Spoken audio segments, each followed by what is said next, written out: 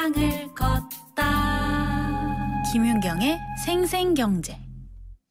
세상의 베이스가 되다 포스코 협찬으로 김윤경의 생생경제 3부 시작하겠습니다. 오늘 금요일이고 생생경제 퀴즈 있는 날이잖아요. 다시 한번 알려드리겠습니다. 아파트 분양받으려면 은행에서 이 통장 만들어야 됩니다. 분양 자격을 갖추는 통장인데요. 이번 달부터 제도가 바뀌어서 1년만 돈을 이 통장에 넣으면은 수도권 아파트 분양에서 1순위 자격을 얻을 수가 있다고 합니다.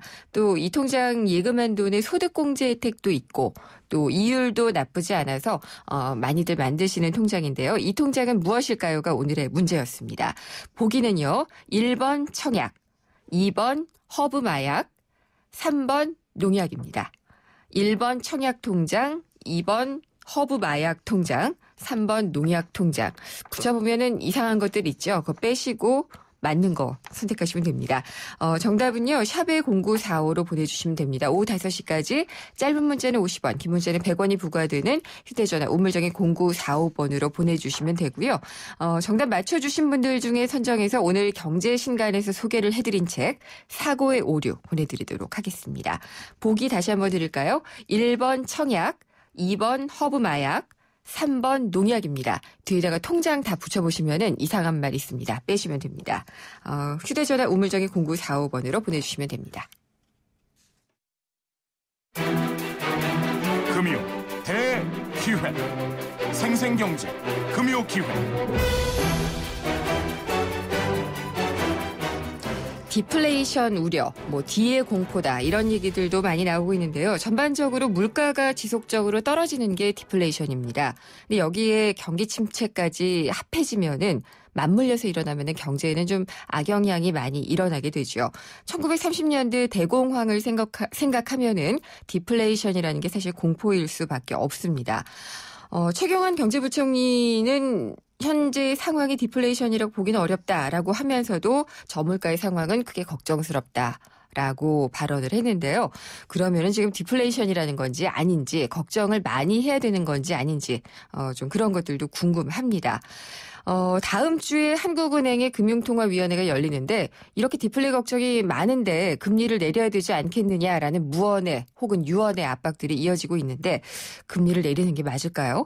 오늘 금요기획에서 한번 짚어보도록 하겠습니다. 디플레이션과 기준금리 인하 논란이 오늘의 주제고요. 오늘 나오신 분 소개해드리겠습니다. 고려대 경제학과의 김동원 초빙 교수님 나오셨습니다. 안녕하십니까? 네, 안녕하세요. 네, 건국대의 최백은 경제학과 교수님 나오셨습니다. 네, 안녕하십니까? 네, 두 분도 인사하시죠. 네, 반갑습니다. 네, 디플레이션인가요?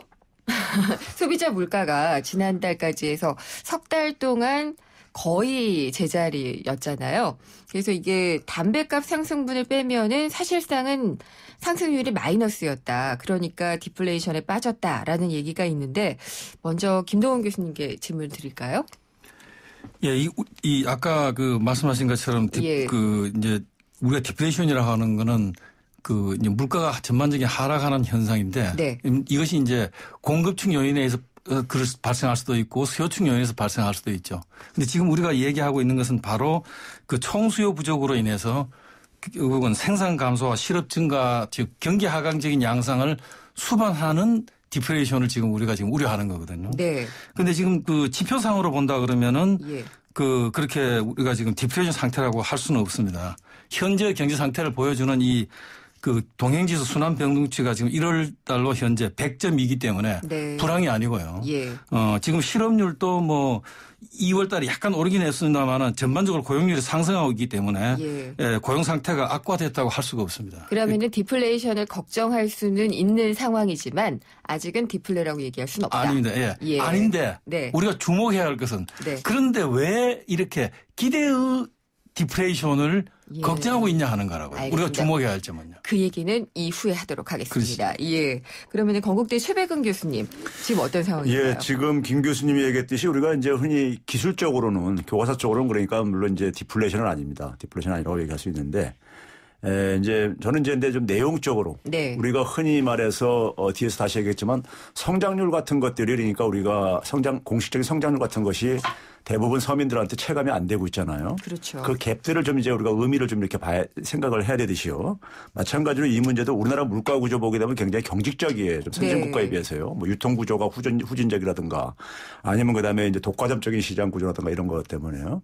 그래서 그런 점에서 저는 이제 물가 상승률 같은 경우가 상대적으로 좀 과대평가될 가능성이 좀 있다고 저는 봐요. 내용적으로요. 아, 예. 네. 그 부분을 고려하고 그다음에 산업생산지수 같은 경우 보게 되면 이미 그러니까는 한 4, 5년 전부터 거의 그러니까 이게 무기력증 상태가 지속되고 있습니다. 예. 그다음에 총수요를 우리가 지배하는 대외 변수 같은 경우도 보게 되면은 글로벌 금융위기에 구조적으로 그러니까 지금 이제 무역 증가율이 좀 둔화되고 있는 상태 속에서 영향을 받고 있거든요. 네. 특히 제가 주목하는 것은 우리나라 제조업의 성장률이요. 2012년도부터 경제 성장률보다도 이제 하회를 하고 있습니다. 네. 낮아요. 그러니까요. 예. 우리나라 제조업 가지고 주로 이제 제조업이 주력 부대인데 이제 그런 점에서 봤을 때 저는 이게 내용상으로는 디플레이션에 지금 진입하고 있다고 저는 좀 얘기하고 싶습니다. 아, 진입을 이제 시작을 하고 예, 있다라고 보셨네요. 약간 좀 다른데 그러면은 최백운 교수님은 지금 근거를 가지고 디플레이션에 진입을 하고 있다라고 진단을 하셨고 김동훈 교수님은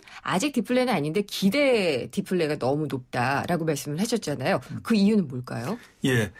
아까 실에서도 비슷한 얘기를 하셨습니다만 예. 아까 경기 상태를 보여주는 이 순환 변동치를 보면요. 그리고 네. 우리가 왜 아직은 아닌데도 불구하고 왜 이렇게 걱정이 예. 크냐 그렇죠. 하면은 바로 우리가 이미 지쳤기 때문입니다.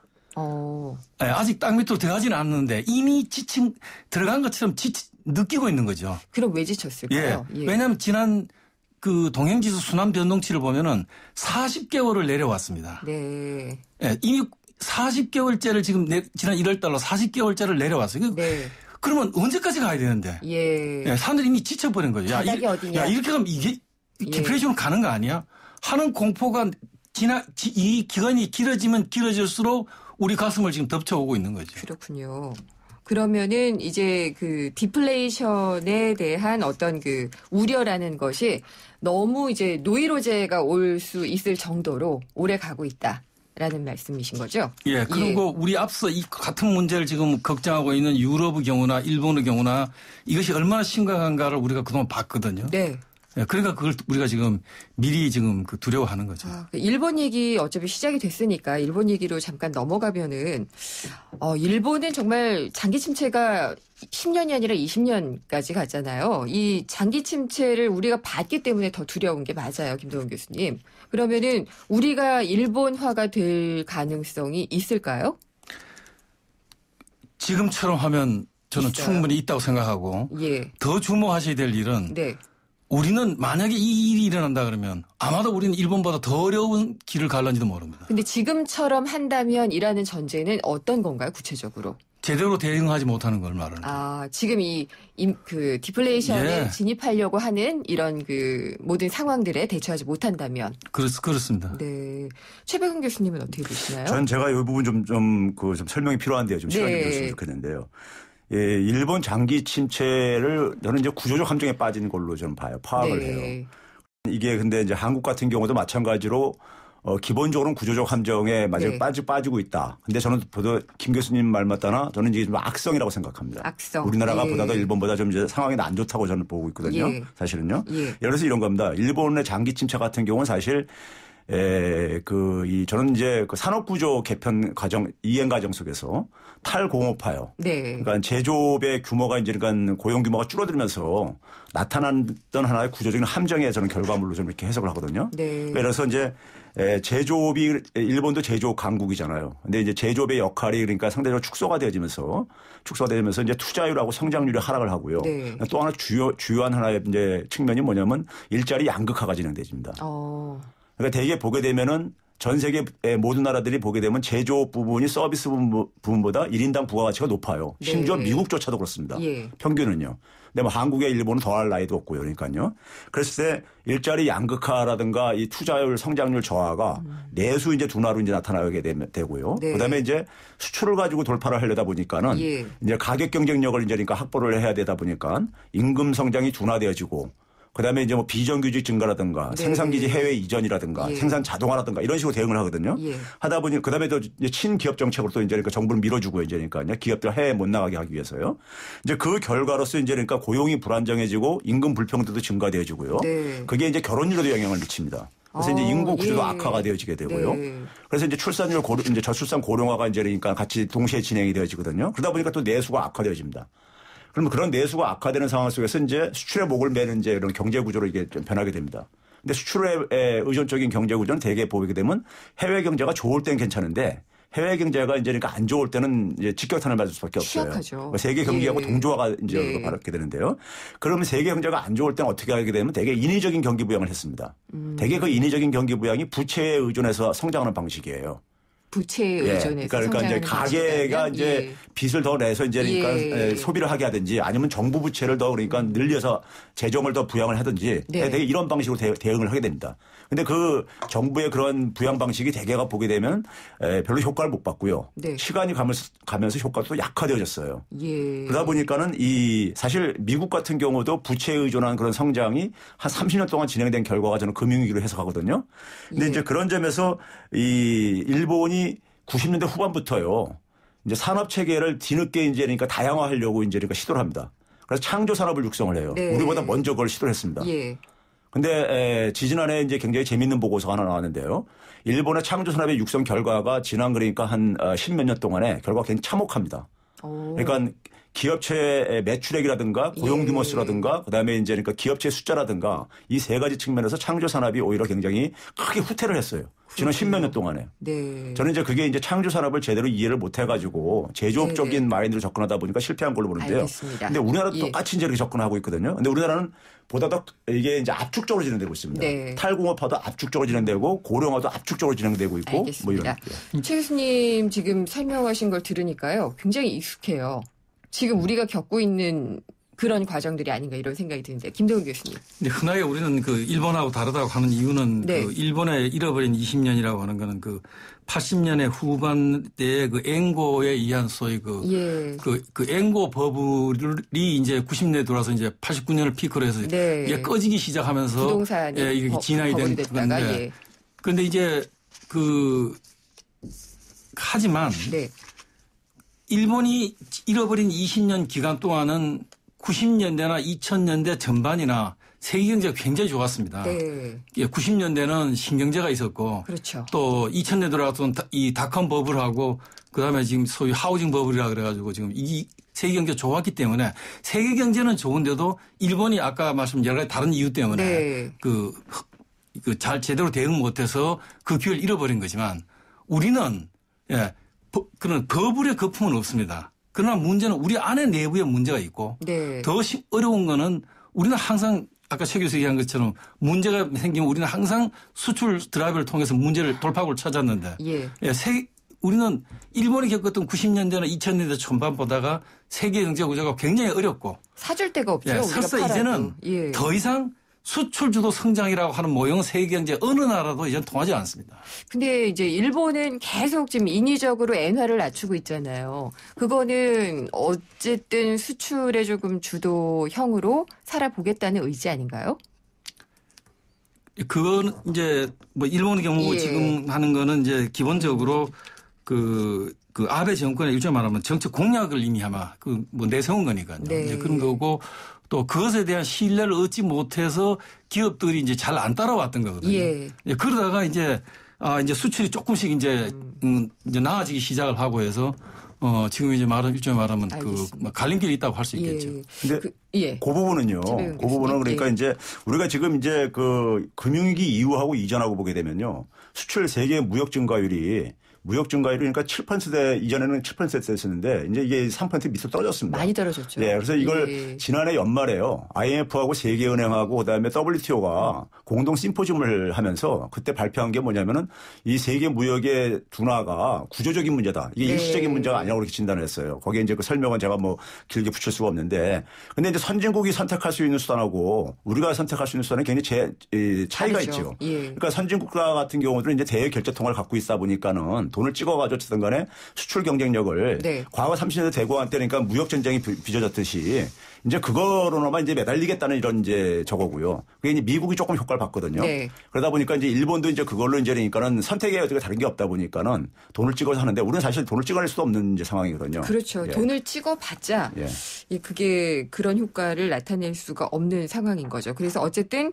일본의 그 구조적인 어려움을 겪었던 것처럼 우리도 가고 있다는 부분에 있어서는 두 분 다 그렇게 진단을 하고 계신 것으로 보고 가도록 하겠습니다.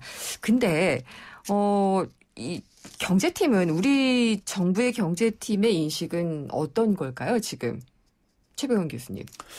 저는 기본적으로 과거 역대 정부랑 기본적으로 똑같은 방식으로 대응하고 있다고 보는데요. 그게 어떤 거죠? 그다음에 이제 이게 정치 체제하고도 관련돼 있다고 생각하는데요.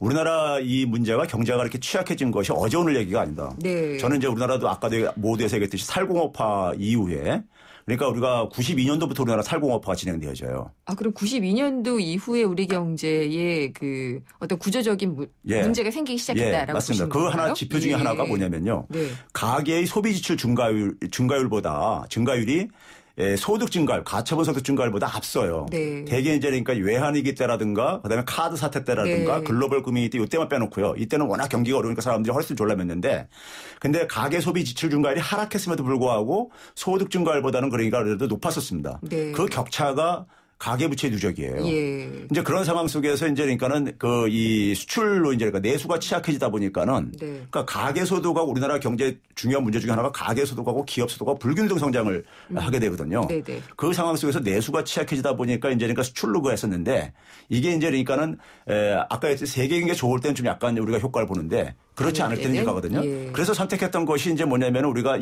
김대중 정부 때 카드 발행을 네. 해가지고 했잖아요.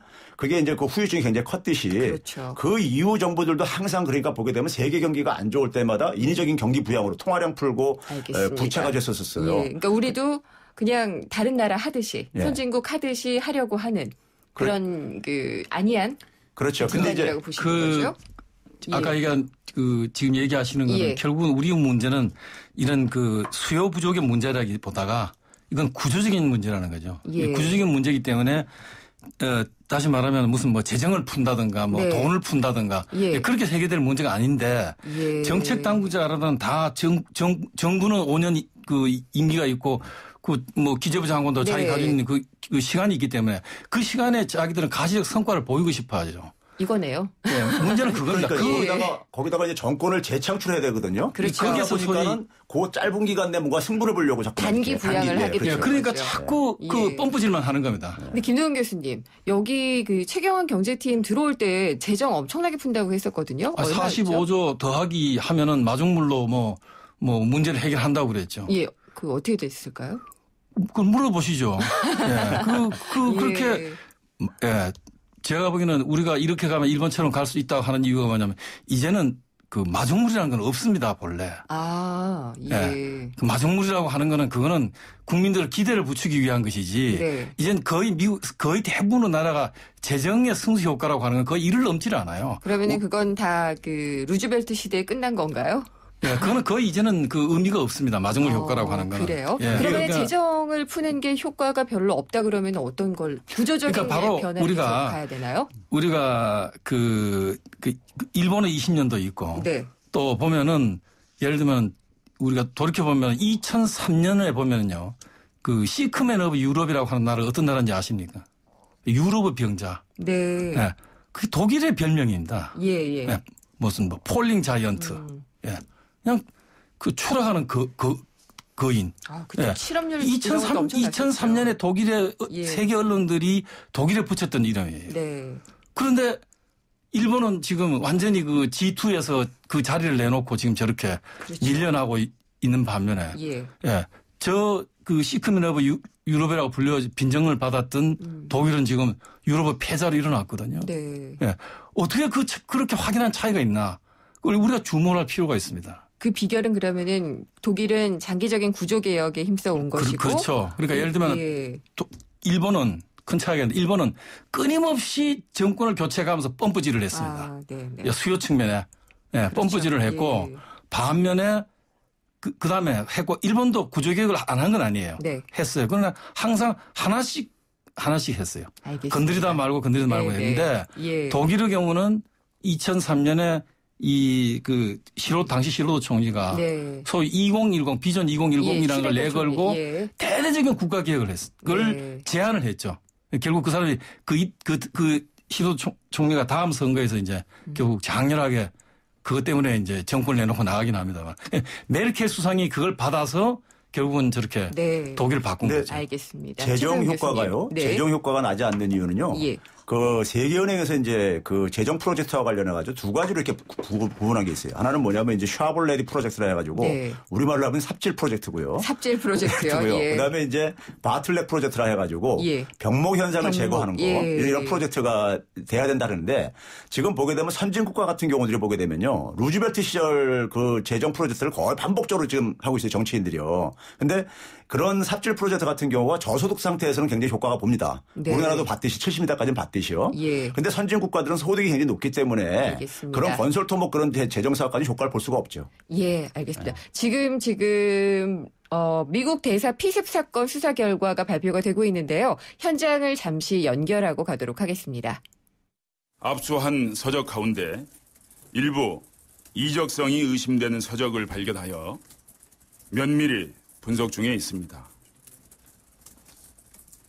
스마트폰 분석과 관련해서 어제 피의자 검거 과정에서 압수한 김기종의 스마트폰은 2014년 중순부터 사용된 것으로 추정되며 지방청 사이버 수사대에서 메시지, 이메일 등을 삭제된 기록까지 모두 복구하여 구체적인 내용을 분석 중에 있습니다.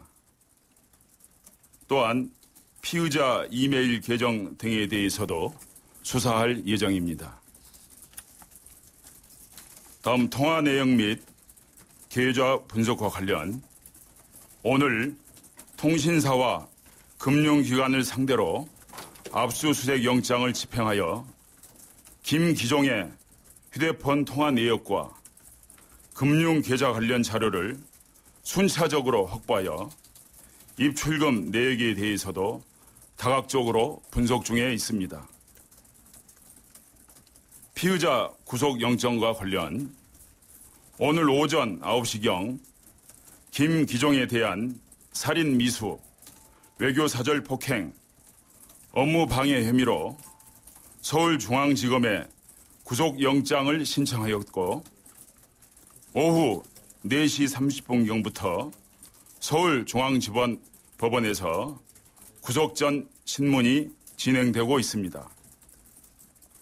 향후 수사본부에서는 검찰의 특별수사팀을 비롯한 유관기관과의 긴밀한 협조를 통해 정확한 범행 동기, 공범 및 배후 세력 여부에 대해 철저히 수사하겠습니다. 이상입니다. 금요기획 3부는 여기서 마무리를 하도록 하겠고요. 잠시 후 4부에서 이어가도록 하겠습니다. 차우가 같네 차우가 같아 2588 2588이 왜 차우가 같냐고요? 고객님 제발 한 번만 눌러서 확인해 주세요. 왼쪽 오른쪽 차우가 완전 같은 대리운전 번호죠? 응답하라 2588 응답하라 2588. 경제를 위한 바른 시각, 본질에 다가가는 심층 분석, 가치를 추구하는 정확한 해석. YTN 라디오 김윤경의 생생경제.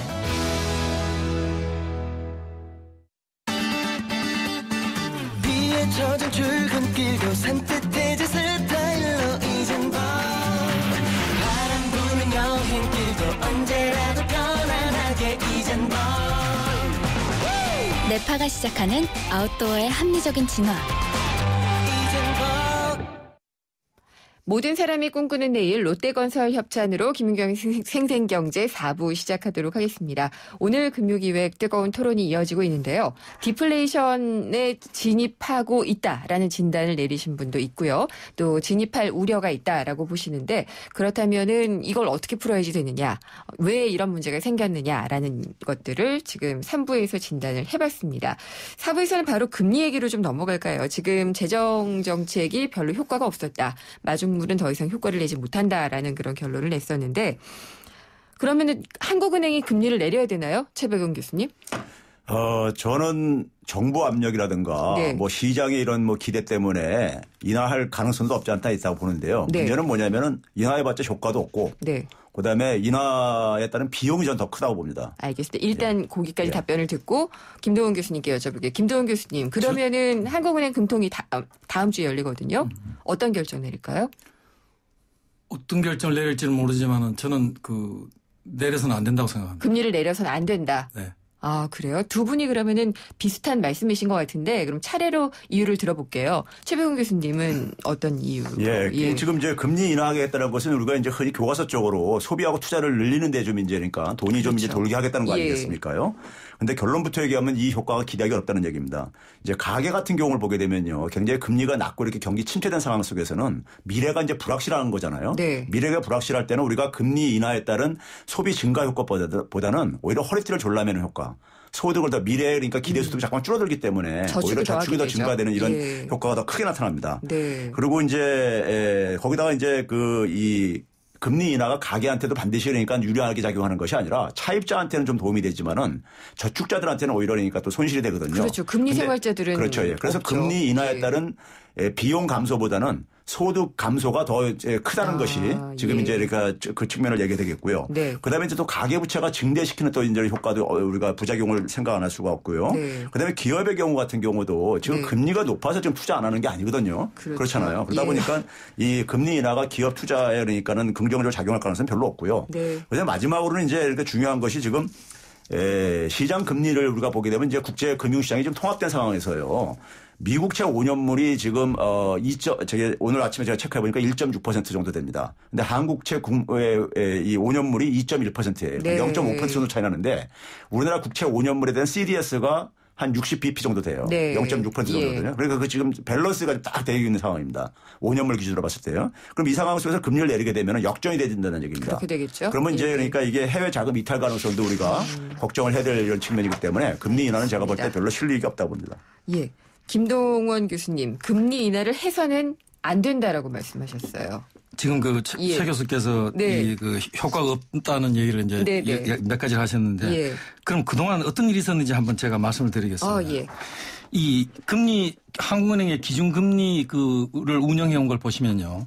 2009년 2월 달에 2.0이었어요. 예. 2.0%였는데 여기서부터 시작해서 2011년 7월까지 5번에 걸쳐서 3.25%까지 올렸습니다. 예. 그러다가 1년을 그 자리에서 그냥 온갖 비난에도 불구하고 한국은행이 그걸 있었죠. 지켰어요. 지키고 예. 있다가 드디어 2012년 7월부터 그 작년 10월까지 다시 5번에 걸쳐서 2.0으로 해서 제자리로 간 거죠. 예, 지금 2.0까지 왔죠. 2.0으로 이제 와서 그러니까 예. 2009년 그러니까 그 세계 금융위기 때문에 난리치던 그때까지 다시 원위치로 간 겁니다. 2.0으로. 네. 그러면 12년 7월부터 지금까지 5번에서 금리를 이렇게 낮추는 동안 1.25%포인트를 낮추는 동안 그렇게 낮춰서 경제가 어떻게 됐냐. 네. 예. 현재 경제 상태를 보여주는 순환 변동치를 보면 예. 40개월째 거의 그냥 약간 오를까 말까 하고 40개월 행보를 하고 있습니다. 어쨌든 재정을 풀었다고 하지만 어디다 풀었는지도 모르겠고 통화도 풀었다고 하지만 어디다 풀었는지 모르는 그건 다 하수구에 거네요. 해서 흘러가서 예. 황해로 들어갔죠. 네. 예. 그다음에 또 다른 재미있는 지표가 뭐냐면 그 제조업 평균 가동률입니다. 네. 이게 보시면은 피크가 12년 2월이었어요. 예. 예, 이게 그때 81이었습니다. 그 얘기 무슨 얘기냐면 기계 5대 중에 4개를 돌리고 있다는 얘기거든요. 네. 그게 지금 얼마냐? 1월 달에 74.1입니다. 많이 가동이 줄어들었네요. 그럼요. 그러니까 예. 무슨 얘기냐면은 한국은행은 항상 금리를 경기가 내려갈 때 자기가 먼저 내려갑니다. 선제적으로 하는 게 아니고 경기하고 같이 움직입니다. 아니 근데 중앙은행은 선제적인 통화 정책을 펴야 되잖아요. 그러니까 그러자면은 예. 경기가 내려갈 때는 이 자기는 미리 높은 데 있어서 예. 미리 대응을 해야죠. 반대로 그렇죠. 가야 선제적으로 예. 대응을 하죠. 예. 경기가 이걸 반대로 크로스를 해야 예. 다시 말하면 지금 같으면 미국의 금리 인상 같은 걸 예를 들면은 미국은 빨리 금리를 올려야 다음에 경기 후퇴에 대응하는 겁니다. 그렇죠. 지금 경기가 좋기 때문에. 예. 그린스펀 때 한번 당해봤잖아요. 예, 그래서 오랫동안 저금리를 가져갔을 때 어떤 게 오는지. 지금 네. 한국은행이 완전히 우리 지금 문제는 금리 정책이 예. 경기에 대한 그런 탄력성을 전혀 지금 상실하고 있다는 문제예요. 왜 그럴까요? 그게 그러면은 경기 판단을 진짜 못해서일까요? 아니면은 정부의 눈치를 보는 걸까요? 그걸 왜 저한테 물으시죠? 전문가시니까요. 예. 그다음에 아까 말씀드린 아까 최 교수님들도 답변 안 하시는군요. 예, 미국의 이제 네. 금리 얘기를 하셨는데 예. 예를 들면 지금 어제 금리로 네. 우리나라는 이제 국고채가 3년물이 이제 기준이니까요. 3년물 기준으로 보면은 이게 작년 말에 2.1%가 네. 지금 어제 기준으로 1.98로 해서 0.12%포인트가 떨어졌습니다. 예. 그런데 이게 미국은 국채가 10년물이 기준인데 어제 가가 2.116이거든요. 네. 우리가 지금 우리 금리가 지금 정상이 아닙니다. 그러네요. 네. 예. 우리 지금 시중 금리 기준 자체가 이것이 주목하셔야 될 거는 소위 QE로 인해 가지고 달러 유동성이 늘어나서 네. 이것이 국제자금이 흘러다니면서 네. 개도국 시장들의 금융지표들이 전부 다 왜곡되어 있습니다. 그렇죠. 이걸 예. 주목을 해야 되고 예. 미국의 금리 인상을 지금 연방은행에서는 노멀라이제이션이라고 얘기해요. 자기들은 정상화라고 얘기합니다. 네. 오케이, 미국은 정상화지만 그것이 세계 금융시장에도 정상화냐? 아닙니다. 유동을 가져오지 않을까요? 그것이 세계 금융시장에서는 어느 다른 개도국한테는 예. 위기를 가져올 수 있습니다. 그게 예전에 버냉키도 한번 금리를 올리려는 액션을 보였다가 한번 크게 신흥시장이 요동쳤던 적이 있었잖아요. 그런 적도 있고 이제 90년대 멕시코 사태가 그런 거였죠. 그렇죠. 예, 그렇죠. 데킬라 크라이시스가 예. 바로 그런 거죠. 94년에. 그러니까 그런 게 지금 올 가능성이 높은데 그렇다면 지금 우리가 내리면 안 되고 오히려 올리면 올렸지. 그러니까 제자리에 둬야지 되는 상황이라는 두 분의 진단이시네요. 그러니까 지금은 금리 정책을 가지고 경기를 대응하려고 하는 것보다가 네. 제가 보기에는 지금 한국은행이 가장 신경 써야 할 거는 6월이든 9월이든 어쨌든 미국이 금리를 올릴 테니까. 6월 이후에는 올리겠죠. 미국이 금리를 예. 올리고 네. 그러고 나서 세계 금융시장이 흔들릴 때 예. 어떻게 대응할 것인가. 네. 그걸 대비하는 것이 훨씬 더 중요한 과제라고 생각을 합니다. 알겠습니다. 최백운 교수님께 한번 여쭤보고 싶은데 근데 왜 그렇게 한국은행은 시장에 제대로 된 시그널을 주지를 않을까요? 이 시그널이 제일 중요하잖아요, 사실은. 그렇죠. 예. 근데 사실은 한국은행에 해야 될 일이 있는 거고 정부가 해야 될 일이 있는 부분인데 네.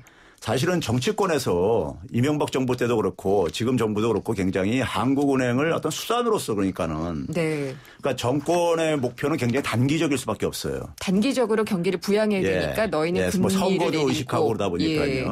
그러다 보니까 이제 이 정치적인 압력을 굉장히 받는 상황 속에서 좀 이 중심을 좀 잡아야 되는데 네. 우리가 그래서 한국은행 법에 의해서 사실은 그 존재가 뒷받침되고 있기 때문에 독립적인 존재죠. 그렇죠. 예. 예. 근데도 불구하고 계속해서 이제 그러니까는 뭐 협력 필요하지만은 협력이 아니라 제가 볼 때는 거의 수단으로 활용하려고 하는 정부 정치권의 인식 때문에 한국은행이 제 역할을 좀 제대로 이제 못하는 측면이 있지 않는가. 네. 근데 사실 이 금융위기 이후에 사실 우리가 금융 안정성 문제가 굉장히 부각됐단 말이에요. 중요성이요. 그렇죠. 그래서 힘겹게 2011년도에 한국은행의 이제 금융 안정 목표가 추가됐단 말이에요. 네. 그런 점에서 아까 김 교수님이 지적했듯이 지금 상황 속에서는 중앙은행에 지금 해야 될 가장 중요한 목표는요. 지금 이 경기 침체 상황 속에서는 통화 정책이 그렇게 효과 보기 힘듭니다. 네. 더군다나 우리나라 경제는 구조적인 문제이기 때문에 체질 개선이 문제이기 때문에 네. 한국은행 총재도 그 얘기 비슷한 얘기 했어요. 이게 체질 개선이기 예. 때문에 근데 자꾸만 이거를 그러니까 금리로 통화 정책을 자꾸만 이렇게 요구를 한다고 불만을 얘기했죠. 근데 그런 점에서 한국은행은 아까 김 교수님 말 맞다면 저도 이제 이게 금융 안정성에 좀 대비를 해야 되는 게 아닌가 저는 생각합니다. 지난달에 금통위 때 이제 그런 얘기를 했어요. 총재 발언을 그냥 얘기를 하자면은 현 기준금리가 실물 경제를 제약하는 수준은 아니라고 생각한다. 라고 했거든요. 그러니까 금리를 낮추는 것이 이제 의미는 결국은 경제 주체들한테 기업들한테는 투자에 대해서 또는 네. 가계에 대해서는 소비에 대해 가지고 그 말하자면 그 위험 비용을 낮추어서 격려해 주는 거죠. 네. 기업들한테 투자를 더 그 비용 자금 조달 비용을 낮춰줘서 더 예. 투자를 해라. 걱정하지 말고 투자를 해라. 가게 돈 쓰세요. 하고 격려하는 데 목적이 있는데 지금 아까 말씀드린 것처럼 지난 지금 5번에 걸쳐 가지고 1.25% 네. 포인트를 낮춰왔음에도 불구하고 예. 사람들은 기업은 갈수록 더 투자를 안 하고 가게는 더 소비를 안 하고 있다고요. 그런데 지금 다음 주에 네. 0.25%를 또 낮춘다 그래서 지금 와서 예. 국민이 한국은행한테 감사합니다 그러고 기업들이 투자하고 가게가 소비를 하겠습니까? 예, 근데 두 교수님은 지금 금리를 인하를 해도 효과가 없을 것이라는 것을 굉장히 논리적으로도 설명을 해주셨어요. 근데 지금 돈을 풀어야 된다. 금리를 인하해야 된다.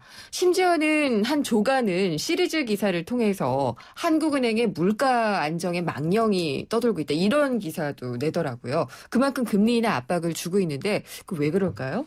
그건 제가 볼 때요. 예. 일단 무식해서 그런 것도 있고요. 예. 그다음에 이제 또 하나는 뭐냐면 정치권 같은 경우는요. 네. 그런 통화 정책을 썼을 때 네. 정치권이 얻는 효과요. 예. 그러니까 예를 들어서 이제 금리 인하했을 때 전혀 효과가 없지는 않겠죠. 그렇죠?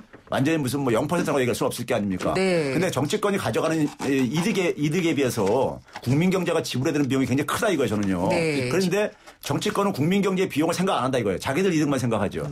당장에 보이는 예, 이미 이득만. 가계부채가 지금 네. 1,000조가 넘기 때문에 1,100조. 예. 예, 그러니까 그 예를 들면 그 0.25%만 낮춰준다고 하더라도 예, 그게 얼마가 됩니까?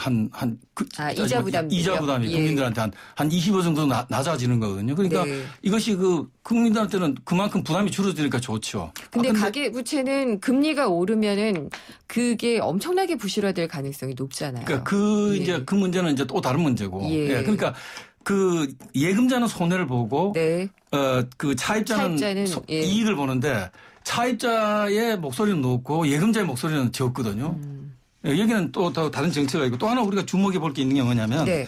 금리를 이렇게 5차례 내리는 동안에 요구불 예금 회전율이 35에서 지금 28로 떨어졌습니다. 그건 어떻게 해석을 해야 되나요? 그러니까 돈이 안 돈다는 안 얘기죠. 돈다. 지금도 돈이 안 돌고 있는 겁니다. 네. 왜 안 돌냐? 쓰는 사람이 없으니까요. 네.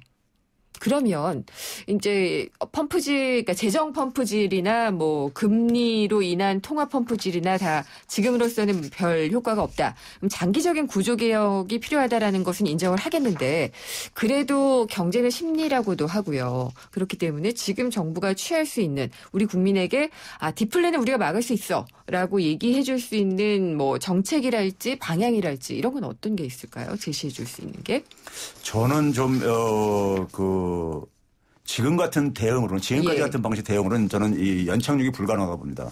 기본적으로 좀 가라앉고 있다고 보고 있고요. 네. 근데 이제 그래서 이 문제를 그러니까 뭐 정부에서도 구조개혁을 얘기하고 있는데 네. 제가 볼 땐 그 구조개혁이라는 것이 말만 좀 이게 번들어 하죠. 구조개혁의 번지수도 잘못 찍고 앉아 있다고 생각하고 기간 설정도 잘못돼 있죠. 예, 그렇죠. 예. 그래서 저는 이제 한마디로 얘기하면은 청년층 일자리요. 청년층에 그러니까 일자리를 그러니까 괜찮은 일자리를 마련할 수 있는 네. 대책을 마련하지 않는 한에 있어서는요. 네. 저는 백약이 무효라고 봅니다. 네, 일자리. 가계부채 문제도요. 예. 지금 보게 되면 50대 이상은 자가 소유율이 그러니까 50%가 넘습니다. 50대 이후는요. 근데 이제 40대 이후부터는 이제 이렇게 떨어지는데 특히 30대, 20, 30대는 굉장히 뭐 거의 낮고요. 그렇죠. 그러면 이게 순환하려면은 결국 그러니까 미래 세대들이 그러니까는 이 미래에 대한 그러니까 희망을 가질 수 있어야 된단 말이에요. 그래야지만이 주택을 사줄 수 있게 하겠습니까? 그러니까 청년 네. 일자리 문제가 네. 그런 해법으로 제시가 될 수 있을 거다라고 하셨고 김동완 교수님께 제가 여쭤보고 싶은 거는요. 최경환 부총리가 며칠 전에 임금 인상 얘기를 꺼내셨어요. 이게 해법이 될 수 있을까요? 물론 임금 올려주면 늘어나면 예. 이제 소비 진작이 되겠죠. 예. 그러나 저는 임금을 올려주더라도 네. 사람들이 설사 우리가 공돈이 생겨도 네. 또 돈이 더 생길 거라는 기대가 있어야 쓰지. 맞아요. 이게 오직 한번 어쩌다 복권 한번 맞았다. 그거 쓸 수가 없죠. 저는 지금 지켜야죠. 안고 있는 예. 아까 구조개혁 문제도 마찬가지입니다. 문제의 네. 핵심은 뭐냐면 지금 예. 우리가 안고 있는 거는 기대의 문제입니다. 기대. 예. 나아질 것을 기대하기가 어렵다는 것 때문에 돈을 못 쓰는 거거든요. 예. 그러니까 이거 지금 정책은 아까 무슨 우리가 뭐 공공, 노동, 금융, 교육을 구조개혁을 하겠다고 하는데 4대 부문 구조개혁이죠. 중요한 거는 뭐 이것도 해야 되겠죠. 예. 하지만 보다 중요한 거는 국민들한테 과연 이렇게 하면 경제가 다시 살아나겠구나 하는 기대를 주는 겁니다. 어떻게 줄 수 그런 있죠? 신뢰를 주는 겁니다. 신뢰를 줄 수 있으려면은 바로 아까 그런 그 얘가 바로 바로 그 2003년 독일 시로도 수상했던 아젠다 1010입니다. 이래가지고는 독일이 도저히 다시 종나라가 될 수가 없다. 네. 그래서 내놓은 게 뭡니다. 국민 여러분. 여러분이 국가로부터 받고 있는 연금 내놓으십시오. 네. 의료보험 내놓으십시오. 예. 교육보험 내놓으십시오. 직장의 안정성 내놓으십시오. 예. 예. 이거 국민들이 가지고 있는 모든 기득권을 다시 재조정하는 것이 이 아젠다 2010의 핵심이고 예. 이거를 메르켈 수상이 지속적으로 해서 저렇게 된 거거든요. 그러니까 예를 들면 우리가 그런 거죠. 공공부문 개혁, 공무원 연금을 왜 개혁합니까? 이거는 정부가 이대로 갈 수 없다는 걸 얘기하는 거거든요. 그러니까 이대로 갈 수 없는 다시 말하면 공무원 연금 개혁이라는 것을 본질을 보면은 네. 이거는 계속 지속적인 성장하는 그런 그 재정의 틀을 기본으로 전제를 한 거거든요. 네. 정부가 이제는 도저히 이대로 갈 수 없다. 예.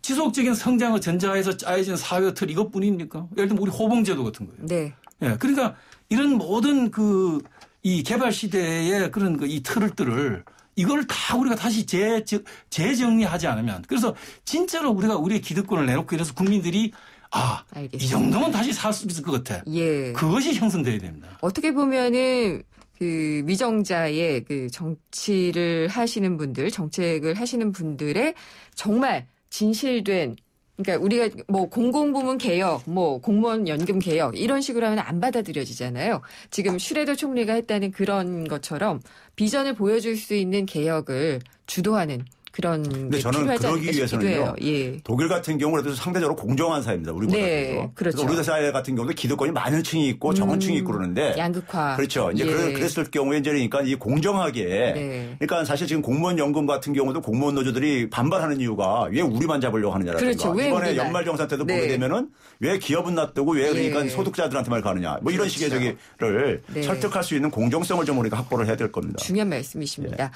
시간이 얼마 안 남았습니다. 저희 금요기획 지금 디플레이션 우려와 금리 인하에 대한 이야기들 해봤는데요. 맨 마지막에 정의를 내리거든요. 금리란 무엇이다로 저 오늘 정의를 한번 좀 내려볼까 합니다. 최백은 교수님께 먼저 질문 드릴게요. 금리란 무엇이다? 끝으로 다자로 끝나면 되는 거죠. 네. 금리는 만병통치약이 아니다. 만병통치약이 아니다. 예. 김동원 교수님, 금리는? 예, 금리는 자금의 가격입니다. 예, 맞습니다. 사실 그렇기 때문에 금리를 가지고 무엇을 어떻게 해보려는 혹은 맞추시켜보려는 그런 시도는 맞지 않다라는 결론이 나게 되네요. 오늘 열띤 토론 감사합니다. 오늘 얘기 잘 들었고요. 김동원 고려대 경제학과 초빙 교수님 그리고 최백은 건국대 경제학과 교수님과 함께 이야기 나눠봤습니다. 감사합니다. 네, 감사합니다. 감사합니다. 생생경제를 다양하게 만나는 방법. YTN 라디오 앱 예스와 YTN 라디오 웹사이트, 팟캐스트를 통해서 실시간 청취와 다시 듣기가 가능합니다. 언제 어디서나 손쉽게 만날 수 있는 생생경제. 참 좋다. 에이스 고객 이정재. 침대를 말하다. 가구는 디자인만 보고 사도 되지. 근데 침대를 그렇게 사봐라. 아침에 어떻게 되겠어. 잡았으면 알 텐데. 침대는 가구가 아니다. 침대는 에이스다. 에이스 침대. 네, 방금 들어온 소식입니다. 여야가 대통령 측근과 친인척 비리를 감시, 적발하는 임무를 수행하게 될 특별감찰관 후보로요. 이석수, 임수빈, 이광수 변호사를 추천하기로 의견을 모았었는데요. 이 가운데 박근혜 대통령이 이석수 변호사를 특별감찰관으로 지명했다는 소식입니다. 생생경제는 여기까지고요. 경제상식 퀴즈 정답은 1번 청약입니다. 당첨자는 1256 외 4분이고요. 모두 경제신간을 보내드리도록 하겠습니다. 오늘 열띤 토론들 많았고 들으실 내용들도 많은데요. 홈페이지 또 팟캐스트 스마트폰 애플리케이션 예스를 통해서 다시 들어보실 수 있고요. 조금 기다리시면 인터뷰 내용은 전문으로도 확인하실 수가 있습니다. 저는 다음 시간에 찾아뵙겠습니다. 김윤경이었습니다.